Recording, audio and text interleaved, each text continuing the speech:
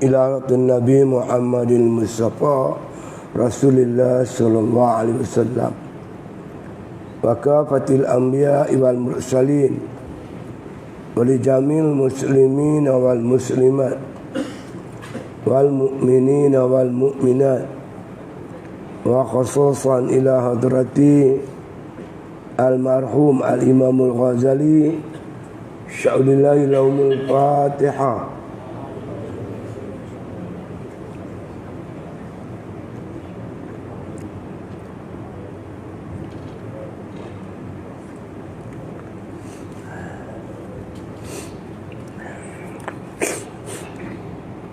Bismillahirrahmanirrahim. Alhamdulillahi rabbil alamin. Wassalatu wassalamu ala asyrafil anbiya wal mursalin wa ala alihi wa sahbihi ajma'in. Qala musannif rahimahullah ta'ala fi kitabih, qultu ana wa jumlatul umuri fala utba alal ma'zur wallahu ta'ala a'lamu bil uzri wa huwa alimun bi zatis sudur walakin at-tariqal adla fihi wal awwalu bi an yushrika an-nasa bil jumu'ati wal jama'ati wa durubil khairat wa yubayinuhum fima siwa zalika. Lebih kurang maknanya, aku, yakni saya ni, pada dalam urusan ini, jumlah urusan ini, maka tidak salah atas orang yang uzur. Bermula Allah Ta'ala itu lebih mengetahui dengan uzur seorang hamba, iaitu Tuhan yang alim dan mengetahui apa yang ada di hati hamba. Dan tetapi adalah jalan yang adil padanya, iaitu jalan yang pertama, dengan bahawa bersekutu dengan manusia pada Jumaat dan juga jamaah dan berbagai-bagai urusan kebaikan. Sebaliknya, bermufaraqah dengan mereka pada barang-barang selain daripada demikian itu. Jadi tuan sekalian, kita sambung berkaitan dengan kitab Minhajul Abidin. Kita membicarakan iaitu berkaitan dengan persoalan uzlah. Uzlah ni satu cara untuk makna kata mengawal diri kita daripada diganggu oleh orang yang makna kata yang melakukan kejahatan. Di akhir zaman ni Imam Ghazali menyebut banyak hadis-hadis. Kebanyakan masa tu zaman dah rosak. Jadi kalau kita tidak mengambil sikap uzlah ni, kita akan terpengaruh dengan manusia ramai, kita akan terheret macam mereka itu. Jalannya iaitu dengan uzlah, mengasingkan diri daripada manusia yang membawa kita jauh daripada Allah. Sebaliknya, kita bersahabat dengan orang-orang yang boleh membawa kita dekat dengan Allah Subhanahu wa taala. Sahabat-sahabat Nabi, tuan, bila Nabi berjemput peristiwa akhir zaman, mereka takut, minta sungguh-sungguh pada Allah Ta'ala, apakah kami nak buat ya Rasulullah kalau kami berada di zaman tu? Apa kami nak buat? Maka Nabi apa? Di antaranya, ilzim baitaka, banyakkan di rumah. Jangan banyakkan bergaul dengan manusia yang rosak pada hari itu. Kalau kita berkait dengan mereka saja sampai tak mengasingkan diri, tak mengambil sikap uzlah, kita akan rosak. akan larut, akan rosak bersama-sama rosaknya zaman. Sedangkan apa yang berlaku, yang Nabi sebut tu tak berlaku lagi zaman Nabi. Tak berlaku zaman sahabat. Macam Nabi sebut orang meninggalkan sembahyang, rasuah, zina. Benda-benda ni zaman tu jarang berlaku. Bahkan hampir-hampir tak berlaku. Walaupun zaman tu belum berlaku, tapi mereka dah bimbang, dah takut. Mereka minta kat Nabi, ya Rasulullah, kalau kami lah jumpa zaman tu, kami nak buat apa? Nabi bagi nasihat. Banyak nasihat Nabi, suruh uzlah. Jangan banyak sangat bergaul dengan manusia. Bergaul dalam perkara yang makna kata yang mustahak lah. Bayang jemaah, dan kemudian kita berjemaat, menuntut ilmu, perkara yang penting, yang memulihkan kita bergaul. Itu kita bergaul lah. Ada pun perkara yang merosakkan kita jauhi. Syekh bin Athaillah dalam kitab Hikam dia menyebut uzlah ni salah satu perkara yang boleh cara untuk mengelokkan hati. Tak ada satu dia kata amalan yang boleh mengelokkan hati seumpama uzlah. Mana fa'al khalba bimislatil uzlatin. Tidak ada satu makna amalan yang paling cantik nak mengelokkan hati melainkan dengan uzlah. Dengan uzlah ni kata Ibn Atta, masuk kita ke medan fikir. Bila kita asing pada orang, duduk seorang-seorang, mula kita boleh berfikir nasib kita masa depan. Hidup aku ni macam mana? Sampai bila aku nak jadi macam ni?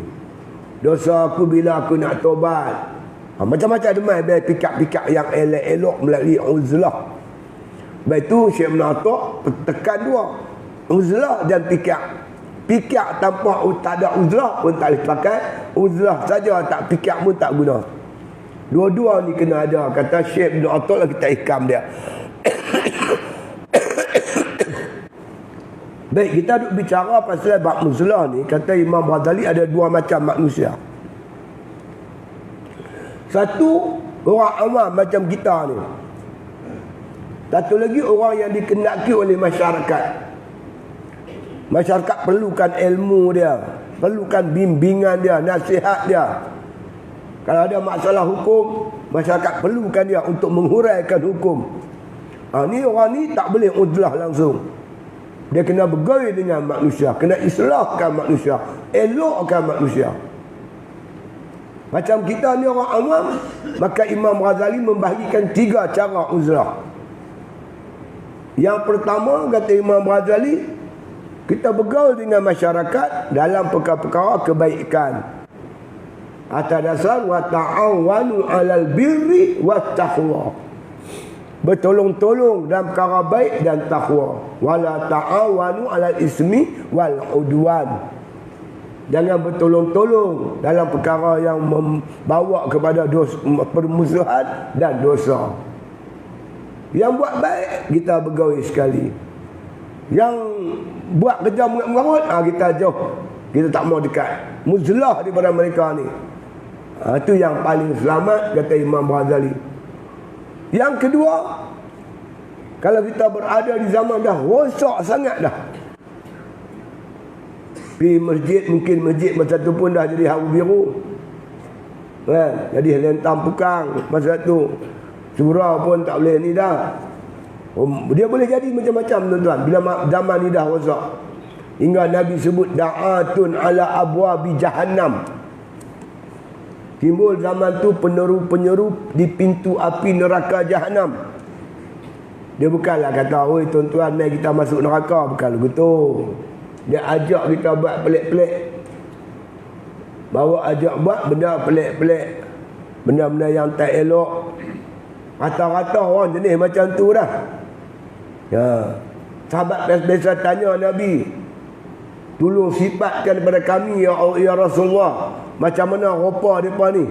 Mereka tu kulit macam kamu, bahasa dia serupa bahasa kamu. Maknanya dia sebangsa dengan kita, seagama dengan kita. Tapi dia nak bawa kita, nak ajak kita, seru kita, kempen kita derhaka kepada Allah, meninggalkan Islam. Akan tiba masanya tuan-tuan, benar dipanggil golongan liberal. Dia nak Islam, tapi Islam yang jenis kepala otak dia. Islam yang tak ada halal haram, boleh buat semua. Jenis ni. Agama boleh rujuk, kapiak pun boleh rujuk, ulum boleh rujuk. Tak mau rujuk pada ulama. Orang yang yang mampu menguraikan hukum, tak mau pipi merujuk benda-benda mengarut. Bawa tak apa-apa. Zaman tu kata Rasulullah sallallahu alaihi wasallam, bila sahabat tanya, kalau kami hidup zaman tu ya Rasulullah, kami nak buat apa? Pesan Nabi nombor 1, talzamu jama'atal muslimin wa imamahum. Hendaklah kamu berintizam dengan jemaah Islam dan pimpinan mereka. Cari kumpulan Islam, dia ada pimpinan dia. Taat kepada pimpinan. Sahabat tanya lagi, kalau sekiranya tak ada jemaah Islam, tak ada pimpinan Islam, apa kami nak buat? Nabi kata pergi masuk hutan, jauh daripada puak-puak ni. Duduk lautan tu, makan akak kayu, makan pucuk kayu, mati lautan tu lebih bagus daripada kamu disesatkan oleh orang-orang macam ni. Mungkin akan tiba zaman macam tu. Jadi ketika itu tuan-tuan sekalian, nak selamatkan diri, masuk terus, pergi masuk lautan, kata Imam Ghazali, cari tempat yang tak sampai ke farduan Jumaat. Suara azan tak sampai, duduk puncak-puncak bukit, makanlah apa yang ada sampai mati. Lebih baik kata Rasulullah daripada kamu duduk dengan kumpulan yang nak merosakkan kamu ni. Ada zaman tu tuan, sahabat-sahabat kita di apa, sahabat-sahabat kita di Kemboja, mak mentua saya cerita masa zaman Pol Pot, dia runtuhnya masjid, dia bomnya masjid, tembaknya orang Islam. Dia paksa kita makan babi, hingga terpaksa melarikan diri untuk selamatkan iman. Zaman kita ni tak lah lagi, jemaah Islam masih ada, ulama masih ada nak pimpin kita. Kalau kita tak mau bergaul dengan masyarakat, kita nak uzlah kerana kita anggap bergaul ni ada memberi kesan tak baik kepada kita, nak asin terus, api masuk lautan sampai tak sampai ke farduan Jumaat, tak sampai tuntutan berjamaah dan sebagainya, piduk lautan tu. Kalau tak macam tu, itu golongan yang kedua. Tapi golongan yang tiga ni, yang ni bahaya sikit. Dia duduk dalam jemaah, duduk dalam masyarakat, sembahyang Jumaat pun tak, berjemaah pun tak. Yang ni Imam Ghazali kata kena tilik yang halus. Silap-silap salah hukum. Kefarduan tu dah sampai, kita tak pi. Kita kata uzur, kena timbang betul-betul, elok-elok. Maksud saya mesti ada guru lah. Tak boleh kita timbang dengan ilmu kita yang cetek ni. Takut diwajibkan Jumaat, kita tak pergi Jumaat, kita rasa orang ramai dah rosak. Tak boleh macam tu. Yang tu perlu pada tilikan yang halus. Inilah yang kita sedang duk bincang ni. Yang dibincang oleh Al-Imam Ghazali rahimahullah ta'ala. Dengan dia kata, qultu ana, aku nak berkata, wa jumlatul umur, dalam perkara yang kami bincang ni, jumlahnya fala utba alal ma'zur, maka tidaklah salah di atas keuzuran. Makna kata, walaupun makna kata tuntutan ni, tuntutan agama, kalau sampai waktu uzur, maka makna kata bolehlah, makna kata tertimbang. Kalau dosa tu agak besar dengan kebaikan yang kita nak buat tu tak padan, tak salah buat. Kita tak salah buat. Pernah tuan-tuan dia panggil kita nak pergi ceramah di Johor. Ceramah ni sejam ya. Tapi nak naik bas daripada Perak berapa jam pergi balik. Naik bas je, sebiasa naik bas. Naik bas dibuka muzik macam-macam, kepala saya sakit. Dengung dengar. Kita nak dapat pahala sejam. Dengar muzik tu dekat 7 jam. Pergi balik mungkin jadi sampai 10 jam. Jadi tak padan. Hanya Allah lah yang tahu, aku tak mampu lah nak buat kerja-kerja ni. Dekat-dekat bolehlah pergi. Jauh aku dah tak mampu. Dekat-dekat boleh kita bawa kereta. Jauh mana larat bawa kereta. Dia duduk lama-lama pun kan boleh. Jadi dalam satu-satu perkara pun Allah mengikut kemampuan kita. Kan? Dia tak boleh ada. Tuan-tuan sekalian, kadang-kadang kita pergi Jumaat tu, khutbah dia tak apa-apa. Tak apa khutbah tak tahu. Berilah barang-barang tempatan Tak ada ni langsung. Kempen beli barang tempatan. Dalam khutbah Jumaat macam tak ada tajuk lain. Ceritalah takwa, ajak orang ingat akhirat, mengamalkan Islam. Kadang-kadang tajuk-tajuk tu pun tidak membangkitkan semangat keimanan. Cerita bab dunia tak habis-habis. Keselamatan jalan raya dalam khutbah Jumaat. Macamlah kempen jalan raya tu dah tak cukup. Jadi tuan-tuan sekalian, mungkin zaman tu mungkin jauh lebih teruk daripada tu. Jadi kalau kita uzur dalam melakukan sesuatu, Allah lebih tahu. Kata Imam Ghazali, wa huwa alimun bi zati sudur, tetapi Allah Subhanahu taala lebih mengetahui apa yang ada di dalam hati kita. Ini cerita golongan yang ketiga yang saya sebut tadi. Dia tak mau berjemaah, tak mau berjemaat kerana dia menganggap suasana ketika tu dah amat rosak. Dia duduk dalam masyarakat, tapi dia tak pergi berjemaah, dia tak pergi berjemaat. Dia nak timbang tu, kena timbang sungguh-sungguh. Sampaikah makna kata aku ni boleh bagi alasan ni hingga menjadikan tak wajib lagi dah Jumaat. Kena timbang berat-berat betul-betul sampai terang tu.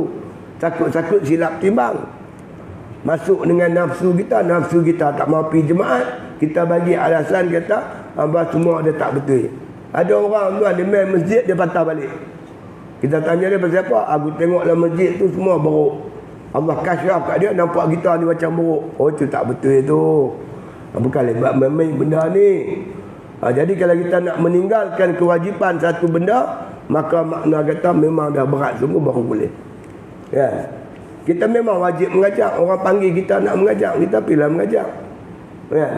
Tapi maknanya kata kalau alasan-alasan, sekatan-sekatan tu terlampau kuat, boleh memudaratkan orang lain, boleh menyebabkan menyusahkan orang lain, jadi kita pergi pekat tak payahlah. Macam di Pulau Pinang ni, cukup ketat dah. Saya ada tauliah, tapi tauliah Perak lah. Dia berkata ambil lah tauliah Pinang pun tak larat dah. Umur aku dah 70 tahun, aku dah tunggu masa nak mati je ni. Dah mengajak di Pulau Pinang 30 tahun lebih lah. Nak tauliah, boleh kita buat mana tauliah, tapi lagi pergi interview lah. Ada interview betul, interview ni. Seolah-olah macam kita ni perlukan sangat. Bukan kita perlukan umat perlu kita. Bukan kita perlukan Tok Guru perlukan kita perlukan Tok Guru. Jadi seolah-olah Tok Guru ni terhema-hema nak minta mengajar. Bukan dia. Ilmu bukan boleh jual-jual. Cuba mengaji balik adab-adab ilmu. Ilmu ni dicari. Bukan Tok Guru ilmu cari kita cari ilmu. Dia tuntut kita macam ni. Tak payahlah. Apa teruk-teruk. Aku di Perak baru tak larat mengajar. Ramai masjid surah minta. Tapi kita ingat dah, kita dah mengajar lama dah berpuluh-puluh tahun. Orang pun dah beli kitab mentelaah apa semua ni. Jadi tak apa. Bila dah sampai pekat kita tak payahlah. Sampai kita menghinakan ilmu. Kena pergi tuntut bagilah aku tauliah supaya aku boleh mengajar. Seolah kita perlukan sangat tauliah. Satu benda yang wajib sangat-sangat. Boleh lah patut untuk badan, tapi sampai dah macam nak suruh Tok Guru pula pergi lutut kat kita, kan kerja dia dah. Bagi saya anggap ni satu benda tak kena. Saya dulu bukan Tok Guru cari saya meragah pun pergi tengah benda rumah Tok Guru pergi mengaji. Kita pergi cari Tok Guru. Ni tak, ni sekarang ni dah lepas potong sana potong ni. Ikut suka lah, saya tak kisah. Esok saya takut kalau saya ditanya di akhirat besok. Itu je. Jadi bila dah sampai satu peringkat, kita anggap ni benda-benda berlaku ni macam satu keuzuran. Tak apalah, kita tak payah lah pergi, itu tak payah. Bila kita pergi, masalah dia yang kena panggil pengurusi masjid. Yang kena panggil susah masjid. Kita tak ada apa-apa. Mungkin juga boleh berlaku macam di Selangor. Di Selangor ustaz-ustaz kena saman ramai. Di Selangor lagi teruk, dia tauliah dia kena renew setiap tahun. Ada seorang ustaz dia cerita kat saya, dia macam kita lah lesen memandu. Bukan kita ingat pula tarikh mati lesen kita tu lah. Kita pun nak cek lesen mandu tu. Lepas tu kali tu kena saman. Minta cek tengok apa nama ni tauliah. Tengok tauliah dah mati. tak renew, salah, kena saman. Oh, jadi macam tu. Saya kata orang tu tak payahlah. Tak payahlah. Ilmu ni dihajati, orang hajat dekat dia. Hanya kalau buat peraturan terlampau ketat sampai tak boleh tu, tak boleh ni. Tapi inilah apa yang Nabi sebut di akhir zaman. Benda macam ni memang berlaku. Jadi kalau betul-betul dia tu satu keuzuran, kita ayahlah setelah payah nak begitu begini. Tapi kata Imam Ghazali, wakinna tariqal adla, tetapi jalan yang paling adil, fihi wa alwalu, iaitu jalan yang pertama. Jadi orang awam ni ada 3 jalan. Jalan pertama, dia bergaul dengan masyarakat, dia berjamaah, dia berjemaat, dia menuntut ilmu, bergaul dengan masyarakat dalam perkara-perkara kebaikan. Ada pun perkara-perkara yang tak elok, dia tak payahlah buat, tak ikut orang. Dia uzlah dari banyak manusia perkara-perkara yang merosakkan agama dan dosa. Yang tu dia jauh diri, tu uzlah. Inilah jalan yang pertama ni, jalan yang paling selamat dalam tajuk uzlah. Jadi bagi kita, saya cadangkan ambil jalan pertama lah. Ada majlis yang dibuat, majlis elok-elok. Kita tengok dalam rapat Palestin pun begitu kan. Tengok yang ada baik-baik tu, ulama ramai sertai dengan takbirnya, dengan selawatnya apa, ucapan-ucapan membangkitkan semangat untuk berjuang membebaskan Palestin, tak payahlah. Kalau masjid tu ada nyanyi-nyanyi pula, ada menari pula, tak payahlah. Betul lah, membela Palestin ni okey, memang bagus. Tapi dalam bagus tu ada benda-benda tak elok, tak payahlah. Jadi kita pilihlah benda-benda yang kita nak buat ni, benda-benda yang elok. Kan? Membangkitkan keimanan kita, rasa kasih sayang kita pada sahabat-sahabat kita di bumi Palestin tu.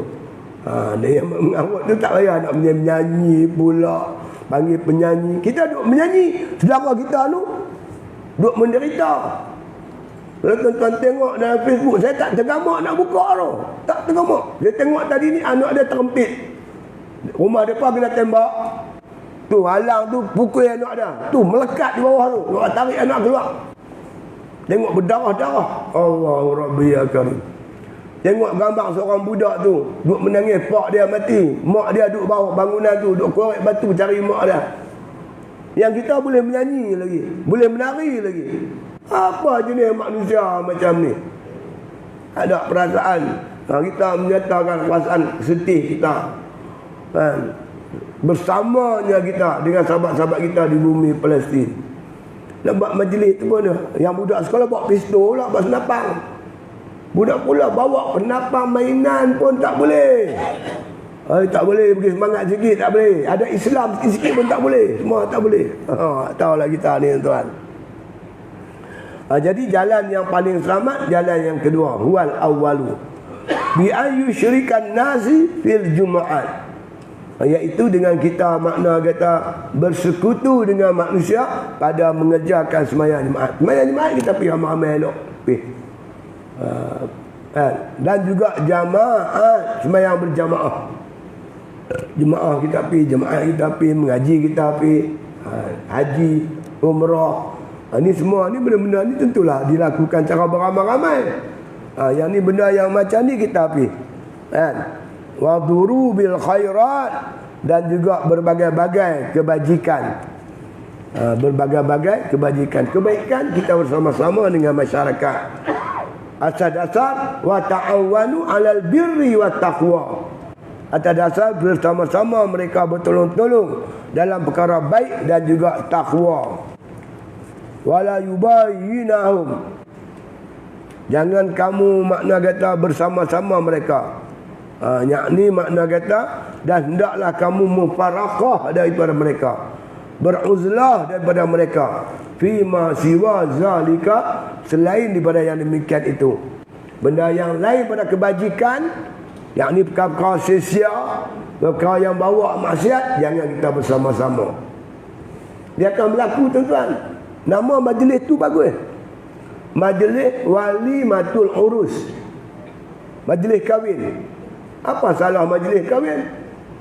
Nabi pun suruh Nabi kata, walimah kamu itu dengan walaupun seekor kambing, buat kenduri walaupun seekor kambing. Nabi suruh buat kenduri. Tapi kenduri kahwin ni mungkin akan berlaku satu zaman dah jadi rosak. Ada majlis-majlis yang rosak, iring isi dengan tarian-tarian, nyanyian-nyanyian, minum-minum tak apa-apa. Ada tempat yang jadi macam tu. Kalau ada majlis yang rosak, kita tak boleh pergi. Walaupun majlis tu namanya majlis walimatul urus.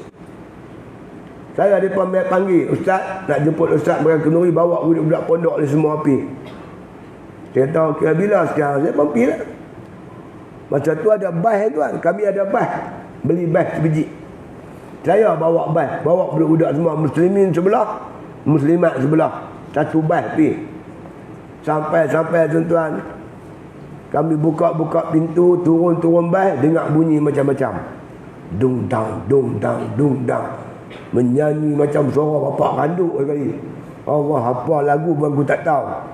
Tuan-tuan bayangkan kita ni yang perempuan pakai furdah, yang laki-laki pakai jubah, pakai serban.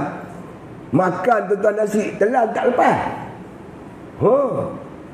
Majlis-majlis bagus, majlis walimatul urus.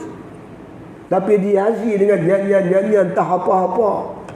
Dia jadi bukan majlis dah ibadat dah tu, jadi majlis tak apa-apa. Tuhan saja yang tahu hati kita ni. Kita kalau kita balik, orang kata apa?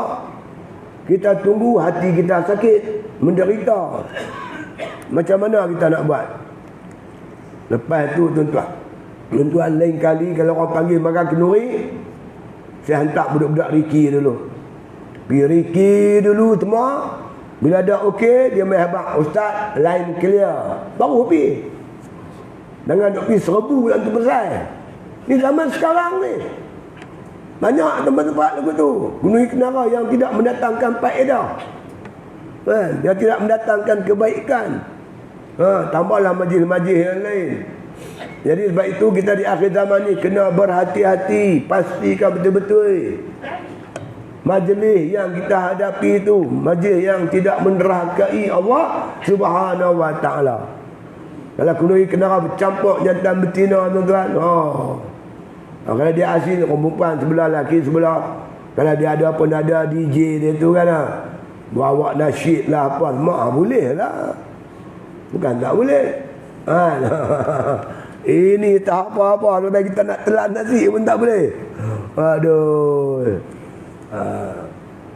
Fa inna ahabbat tariqas sani, maka sekiranya kasih engkau pada makna jalan yang kedua.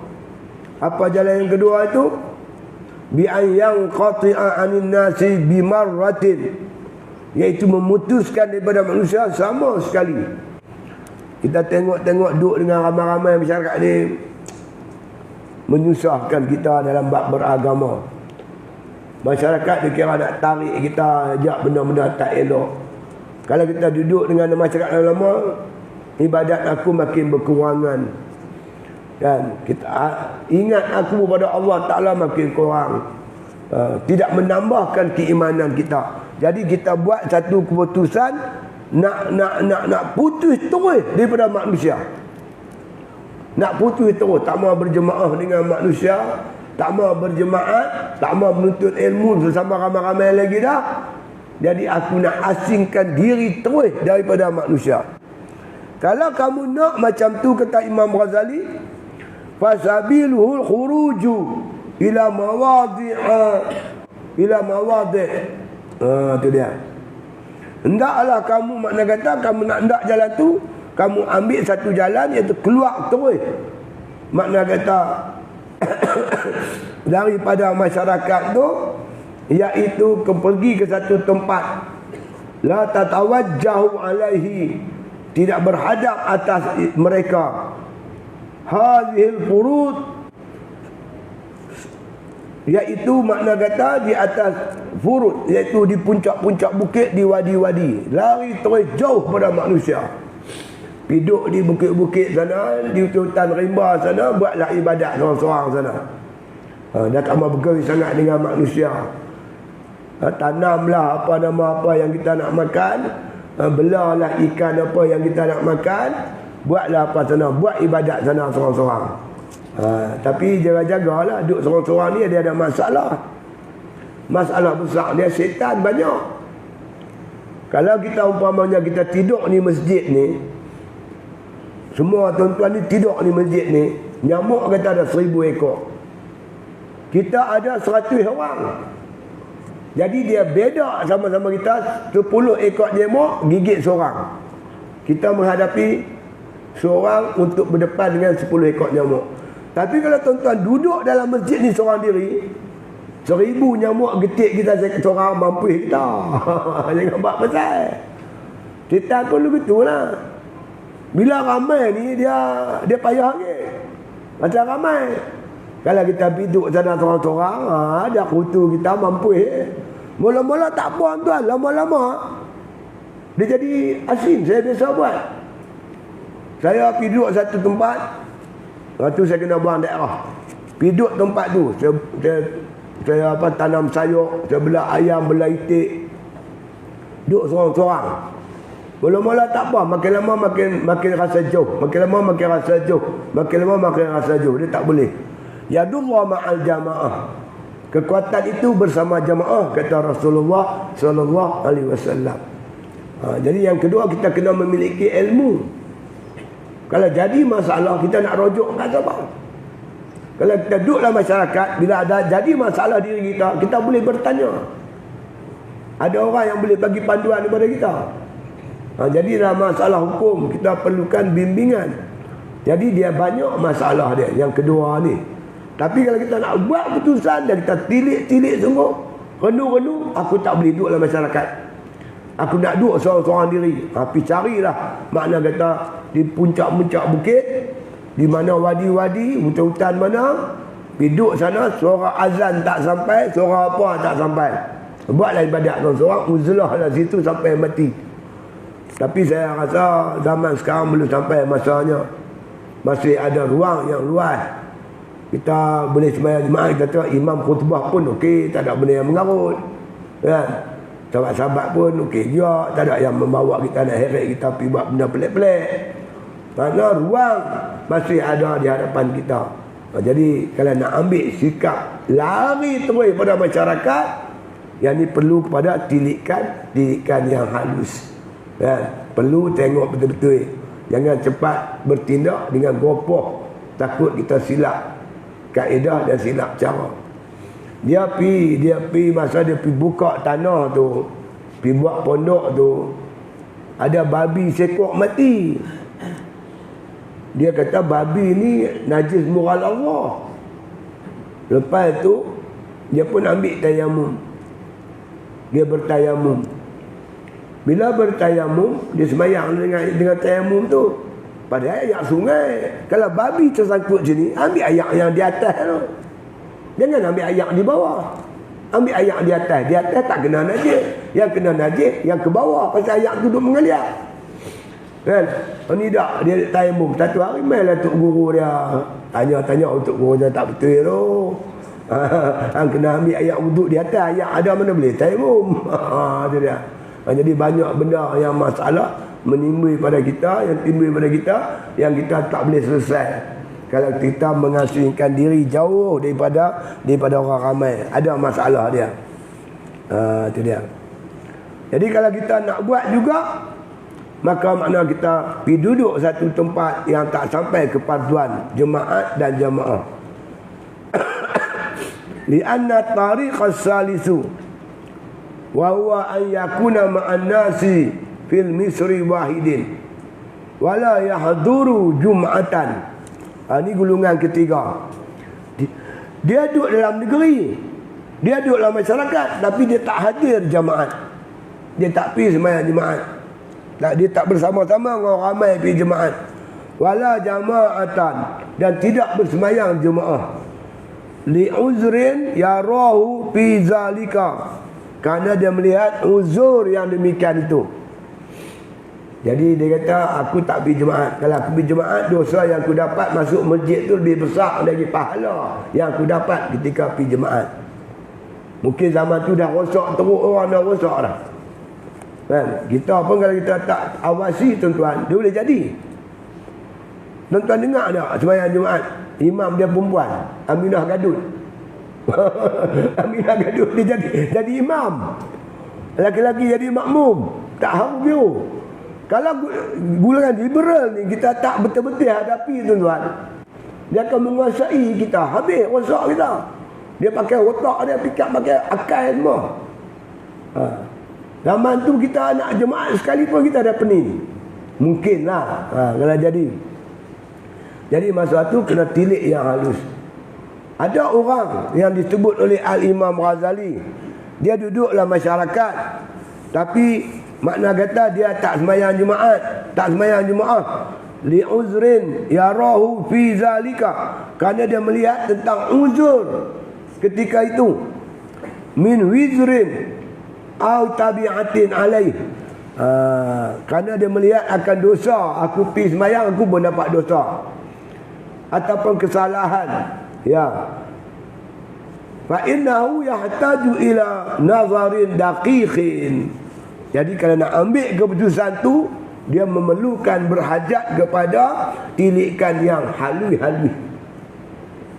Kena tengok betul-betul. Sampai ke satu tahap pergi masjid dah berdosa. Betul ke? Macam yang kita kata tu, pergi masjid berdosa sebab orang dalam tu begini-gini. Contohnya, kita perlu timbang betul-betul yang kita tak mau pergi jemaat. Sebab jemaat ni dia nas dalam Quran. Iza nudiya lis-salati min yaumil jum'ah fas'au ila zikrillah wa zarul bai'. Apabila kamu mendengar suara azan pada hari Jumaat, hendaklah kamu pergi sembahyang Jumaat, tinggalkan jual beli. Jadi sembahyang Jumaat ni memang dinas secara jelas dalam Quran. Nama surah pun surah Jumaat. Kemudian kita nak ambil keputusan tak mau pergi Jumaat. Kerana kita uzur. Memanglah kalau uzur memang tak payah pergi Jumaat. Antara uzur kita sakit, kan? Kita sakit memang boleh tak pergi Jumaat kalau kita sakit, kan? Hujan lebat, kan? Hujan tanpa lebat tak boleh pergi Jumaat, boleh. Tapi itu nama uzur yang syar'i. Yang kita ni uzur apa kita nak kata? Aku tak boleh pergi Jumaat, sana di masjid tu begini-begini. Tu imam dia dah mula mengarut. Dia baca Fatihah pun tak betul, contohnya. Dia khutbah pun semua tak betul, contohnya. Jadi nak timbang tu kena timbang betul-betul. Yang sampai satu peringkat tak mewajibkan kita Jumaat. Yang ni payah ni. Kerana silap timbang, benda tu wajib, kita kata tak wajib, pergi kita. Ini benar perlukan kepada apa disebut oleh Al-Imam Ghazali, nazarin daqiqin. Nazar, tilikan yang daqiq, yang halus, yang dalam betul-betul. Jangan boleh tak boleh buat main-main. Dengar sekali Tok Guru baca kitab pun dia balik, aku pun tak boleh pergi Jumaat dah lah. Tak boleh tu. Dia kena tilik betul-betul. Awaradin, awarida azimatin, awarid, lentangan yang besar. Kita lentangkan ala satu, dah sampai ke satu tahap yang tak mewajibkan kita Jumaat. Hatta yasquta zalika anhu, sehingga sampai makna kata satu tahap hukum jatuh, gugur ketika itu, gugur daripada jemaat dan jemaah. Kan? Pikir betul yang tu perlukan tilikan yang cukup halus. Sebab itu kata Imam Ghazali, fa fiha qatarun minal ghalati, padanya itu ada khatir, jangan ada khatir daripada tersalah timbang, tersalah tilik. Jadi bolehlah kita kata yang paling selamat iaitu makna kata pada makna kata kaedah yang pertama. Yang pertama apa tadi?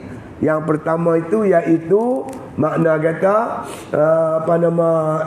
kita makna kata duduk dalam masyarakat, bergaul masyarakat benda yang baik-baik, tapi kita uzlah dari perkara yang tidak mendatang ke kebaikan, membawa kita rosak,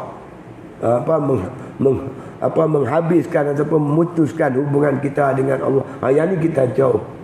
Yang dekatkan kita dengan Tuhan itu kita ikut masyarakat. Ni yang kita duk buat lah ni. Walau bagaimanapun kata Imam Ghazali, fal awwalani aslamu wa asfadulahu. Dan dua yang awal itu lebih selamat dan lebih terpelihara daripadanya. Mana dua yang awal? Yang pertama bagi masyarakat, perkara kebaikan, dan tidak kita bersama-sama masyarakat daripada perkara keburukan. Jalan kedua, kalau kita berhajat sungguh-sungguh, tak mau berkampung sungguh dengan masyarakat, tak mau berjemaah, kita kena pergi cari satu tempat. Di tempat itu tak sampai kewajipan jemaat dan jemaah. Pergi cari tempat tu. Pergi duduk lautan mana rimba jujur, pulau-pulau, siapa pun tak ada. Pergi duduk di pulau-pulau. Duduk seorang-seorang buat ibadat, nak tenteramkan jiwa kita, nak mendekatkan diri dengan Allah. Tapi yang boleh buat ni orang awam. Orang awam. Tapi bagi ulama tak boleh. Ulama tak boleh lari. Nak lari terus meluat, merajuk, nak tinggal masyarakat, itu tak boleh. Itu dinamakan tak boleh. Jadi yang pertama, kedua itu lebih selamat. Yang ketiga ada masalah. Itu pandai-pandailah kita memilihnya. Wallahu waliyul hidayah bifadlihi. Bermula Allah Ta'ala lah yang memberi hidayah, petunjuk pada kita dengan anugerah Allah Subhanahu wa Ta'ala.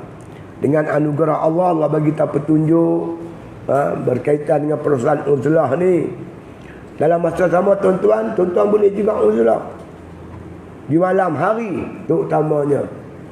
Bangkit pada waktu malam, waktu malam bangkit, sembahyang tahajud, ambil sikit masa kita untuk muhasabah diri kita. Apa akan jadi masa depan kita pun tak tahu, tuan-tuan.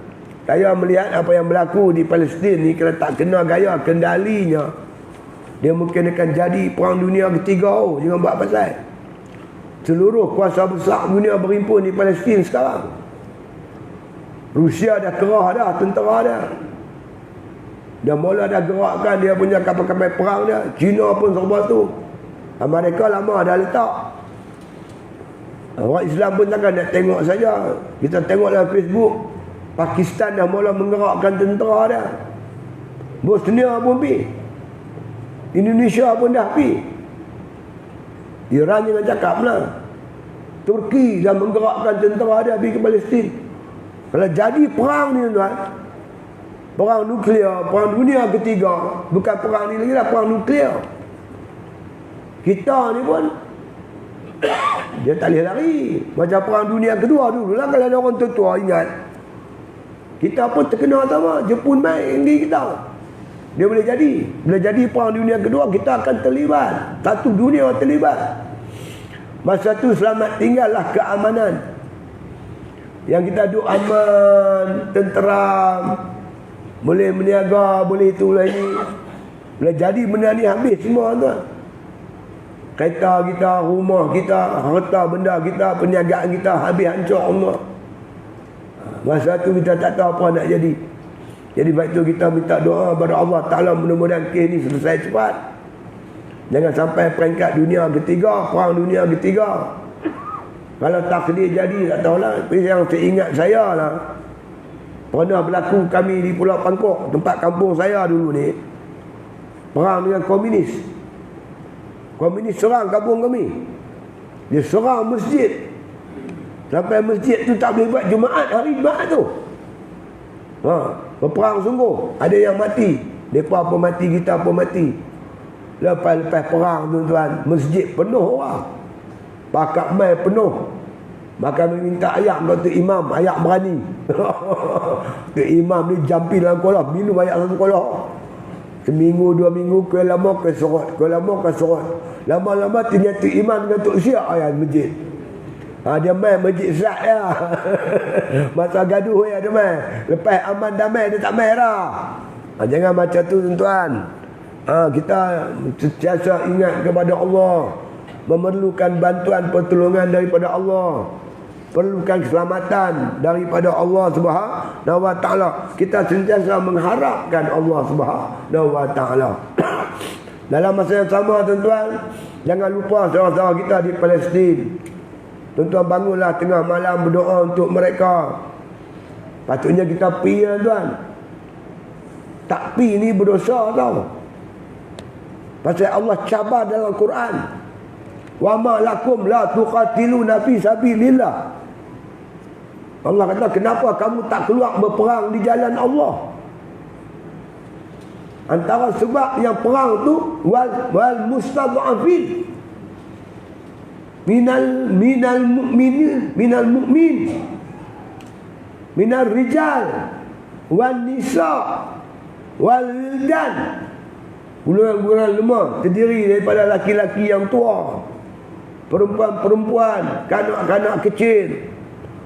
Mereka berdoa pada Allah, Rabbana akhrijna min hazihil qaryati zalimi ahluha waj'al lana min ladunka waliya waj'al lana min ladunka nasira.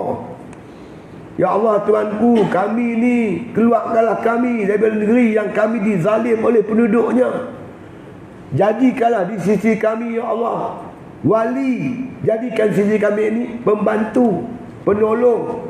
Minta mereka merayu-rayu, minta pertolongan kita. Kita sepatutnya wajib pi bantu saudara kita. Tapi kita tak mampu. Tak mampu. Yang pertama ni tuan-tuan bukan pasal apa, kita pun tak tahu nak masuk ke mana. Bumi Israel tu dikepung habis.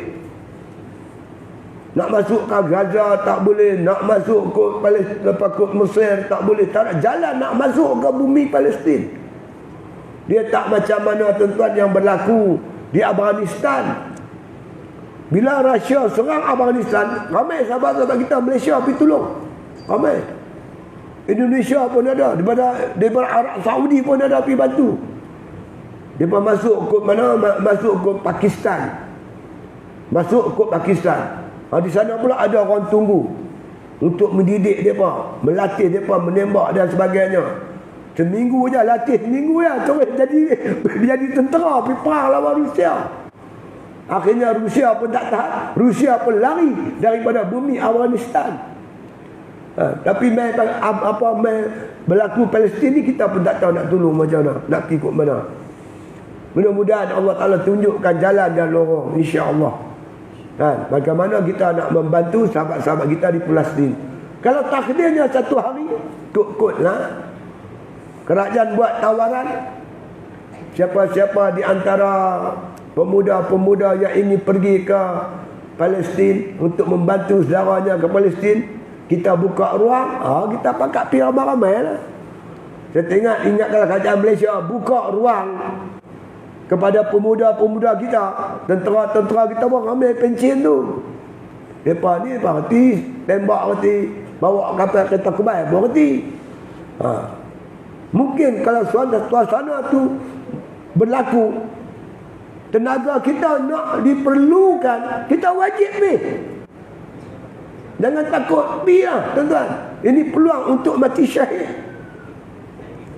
Dan Allah Ta'ala sebut dalam Al-Quranul Karim, ujian-ujian yang diterima oleh sahabat-sahabat kita di Palestin itu, waliya'lamallahu allazina amanu, untuk membuktikan siapa antara kamu yang beriman, wa yattakhidha minkum syuhada, dan Allah nak menjadikan kamu sebagai orang yang mati syahid. Memang kita tengok tuan-tuan, apa yang ditanggung oleh sahabat kita Palestin memang sedih. Tapi sebaliknya tuan-tuan, Allah buat tidak ada sia-sia, semua ada hikmah.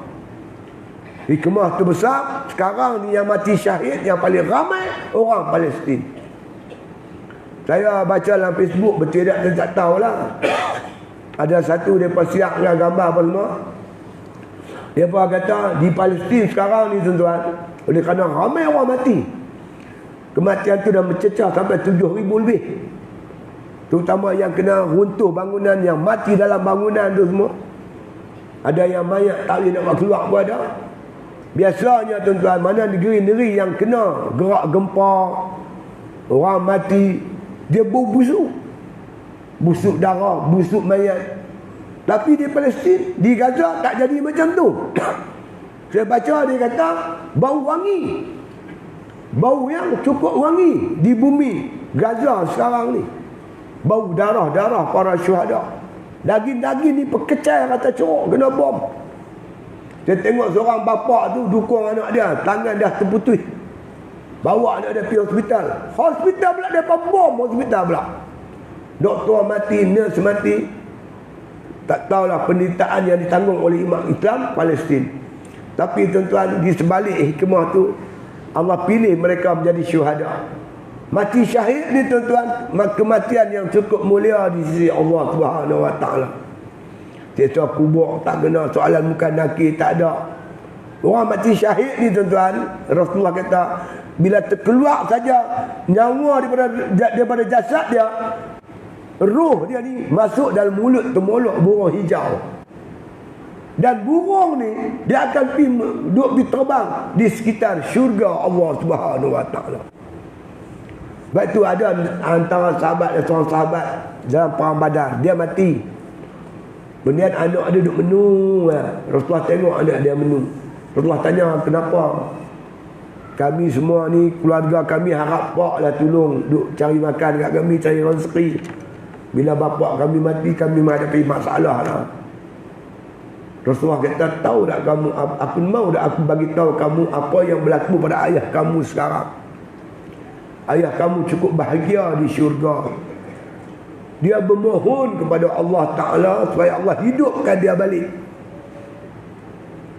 Nak berjuang lagi, mati syahid. Kerana tuan-tuan, mengikut ceritanya, orang mati syahid ni, masa nyawa dia nak tercabut daripada diri dia, itulah nikmat yang cukup sedap dan cukup lazat bagi seorang hamba Allah Ta'ala. Kita ni bila nak mati sakit kan? Inna lil mauti sakarat. Sesungguhnya kematian itu sakit, sakit sungguh. Nabi kata ibarat satu orang pegang pedang yang tajam, dia tikam kita, dia takik kita, dia rojoh kita, dia cantas kita 300 kali. Itu sakit nak mati. Tapi orang mati syahid, masa nak mati itulah satu nikmat yang cukup sedap, keindahan yang cukup hebat. Tercabutnya nyawa daripada jasad, itulah waktu makna kata nikmat yang begitu hebat dianugerahkan oleh Allah Subhanahu Wa Taala. Sebab itu kita tiap-tiap orang berniat mudah-mudahan untuk mati syahid. Kalaulah sekiranya takdir Allah Ta'ala kita diberi kelapangan oleh Allah, peluang pun ada, ramai-ramailah kita ke sana tuan-tuan, untuk memburu apa yang dikatakan pangkat syuhada yang nak dianugerahkan oleh Allah kepada orang yang beriman. Wala tahsabanna allazina zalam wala tahsabanna allazina qutilu fi sabilillahi amwata bal ahya'un 'inda rabbihim yurzaqun. Jangan kamu kata orang yang mati terbunuh di jalan Allah itu mereka mati. Mereka tak mati kata Allah. Bal ahya'un, tetapi mereka hidup. Mereka mendapat rezeki daripada Tuhan mereka itu. Inilah kematian yang cukup mulia. Akhirnya tuan-tuan, saya nak cerita satu peristiwa. Yang ni saya tengok sendiri. Dulu tuan-tuan, untuk pengetahuan tuan-tuan, bila saya dibebaskan daripada tahanan ISA tahun 93, saya dijemput untuk memberi kuliah di madrasah Memali. Saya pun buatlah kuliah. Tiap-tiap bulan tuan-tuan saya pergi kuliah di Memali. Tiap-tiap bulan. Satu malam tu tuan-tuan, lepas saya buat kuliah, lepas jamu saya makan, masa tengah makan tu, dia cerita. Berkata, Ustaz, kami mengalami satu peristiwa yang pelik. Saya kata, apa dia? Dia bersuruh kawan tu cerita. Dia yang cerita kat saya. Dia kata, Ustaz, rumah saya tu sebelah jalan madrasah Memali. Saya ni Ustaz, orang yang terlibat dalam perang Memali. Saya di antara orang yang dekat dengan Ustaz Ibrahim Libya. Dalam pertempuran tu dia antara orang yang dekat. Kemudian tu Ustaz, dalam pertempuran tu, akhirnya dia kata kami ditangkap. Dia ditangkap, kemudian ramai lagi tangkap, dibawa ke kem tahanan ke Munti. Berapa lama duduk di kem tahanan, maka dia dibebaskan. Bila dia dibebaskan, satu hari dia kata ada satu orang pelajar daripada Parit Panjang, daripada Pondok Lanai, mai jumpa dia bawa selai serban. Serban tu berlumuran dengan darah, berlumur dengan darah. Serban tu berdarah, penuh dengan darah. Serban tu pula dia kata ada cebisan-cebisan daging. Mungkin kena tembak, daging dia terpelantin melekat di serban tu. Mana tu orang ni tanya, ni serban siapa? Kenal tak ni serban siapa? Saya kata ni serban saya. Dia kenal serban tu serban dia. Dia bagi. Saya tuan, saya ambil serban tu, saya letak bawah gelegak. Rumah kampung kan, dia rumah pakai tiang ni, kan, di bawah gelegak bawah gelegak tu. Lepas tu lama lepas tu saya pun terlupa dah, serban ni terlupa dah. Rumah dia pun saya tengok tuan, dia buat dah dinding yang belah bawah tu, dia pasang simen buat bilik lah bawah tu. Satu hari Ustaz satu hari kami satu rumah tercium bau wangi sungguh. Kami cari tak jumpa di mana punca bau wangi. Sehinggalah dia kata satu hari ketika saya duduk sapu sampah di bawah tu, saya tercium bau tu mai daripada satu ni. Saya pun tengok, rupanya baru dia teringat, rupanya bau wangi tu datang pada serban tadi. Serban yang berlumuran darah para syuhada ni. Ada ketik-ketik daging.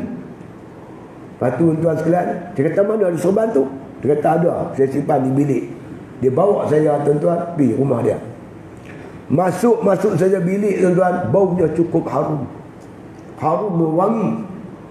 Allah tuan-tuan, yang paling wangi ketulan daging tu, wangi semua.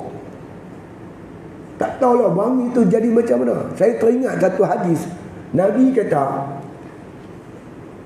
darah para syuhada di akhirat besok baunya macam kasturi.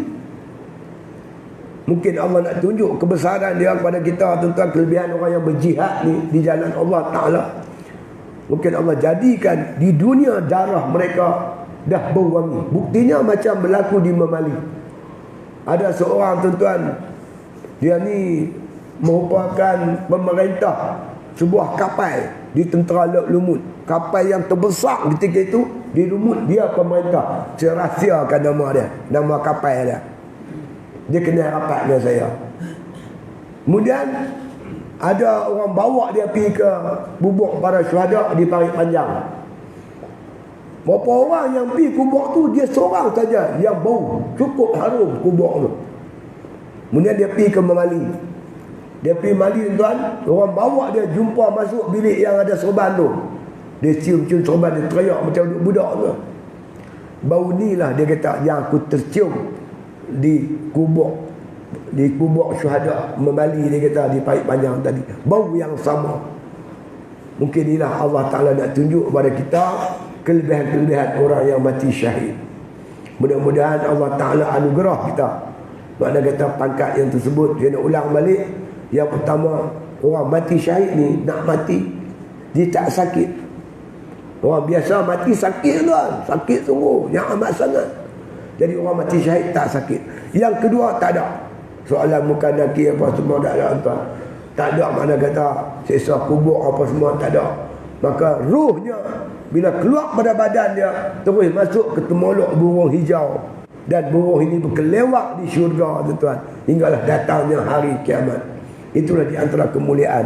Jadi mungkin tuan-tuan, hebat ujian Allah terhadap sahabat-sahabat kita di bumi Palestin. Tak lain tak bukan hikmah di sebalik apa yang berlaku. Wa yattakhidha minkum asyuhada. Allah nak jadikan di kalangan kamu ini para syuhada. Jadi kita panjatkan doa untuk mereka. Kalau ada diminta sumbangan-sumbangan untuk orang Palestin, kita bagilah sekadar kemampuan kita tuan-tuan. Masya Allah. Sebagai tanda solidariti kita dengan mereka itu. Mereka saudara kita, kita saudara mereka. Sakit mereka, sakit kita insya Allah. Akhirnya berdoalah kepada Allah Ta'ala.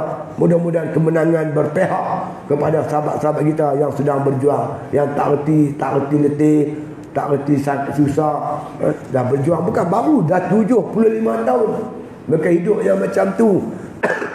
InsyaAllah akan sampai pertolongan Allah Subhanahu Wa Ta'ala. Kita tengok Facebook, banyak datang tuan-tuan, pertolongan daripada Allah Subhanahu Wa Ta'ala. Antaranya diceritakan bagaimana dia ada 6 biji peluru roket nak dihantar ke Israel, nak tembak Israel. Tiba-tiba dalam 6 biji tu, yang sebiji tu dia keluar sendiri. Tak ada siapa yang kendali dia keluar daripada tempat tu cup dia keluar sendiri. Yang tu yang lepas pelik tu. Tapi lepas tu kira-kira jadi 6 balik. Inilah di antara makna kata dikatakan malaikat. Ada pula tuan-tuan berlaku yang depa tengok yang bertempur dengan Israel ni orang yang pakai jubah putih. Sedangkan Hamas ni dia pakai celuring hijau.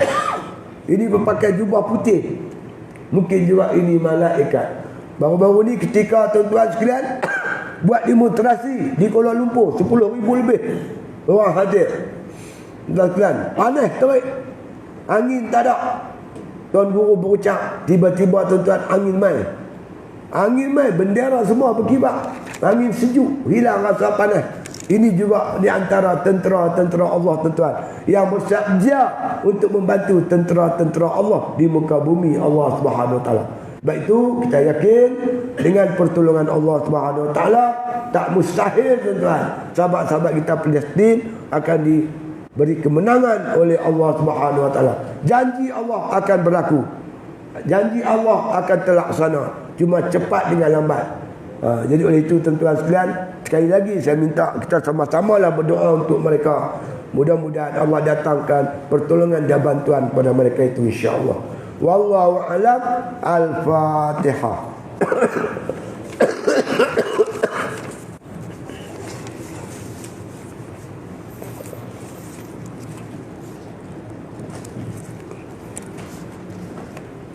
Bismillahirrahmanirrahim. Alhamdulillahi Rabbil Alamin. Wassalatu wassalamu ala asyrafil anbiya wal mursalin wa ala alihi wa sahbihi ajma'in. Allah mansuri ikhwanana minal mujahidin fi Palestin. Allah mansuri ikhwanana minal mujahidin fi Gaza. Allah mansuri ikhwanana minal mujahidin fi kulli makan wa fi kulli zaman. Allahumma inna naj'aluka fi nuhuri a'da'ina wa na'udzu bika min syururihim.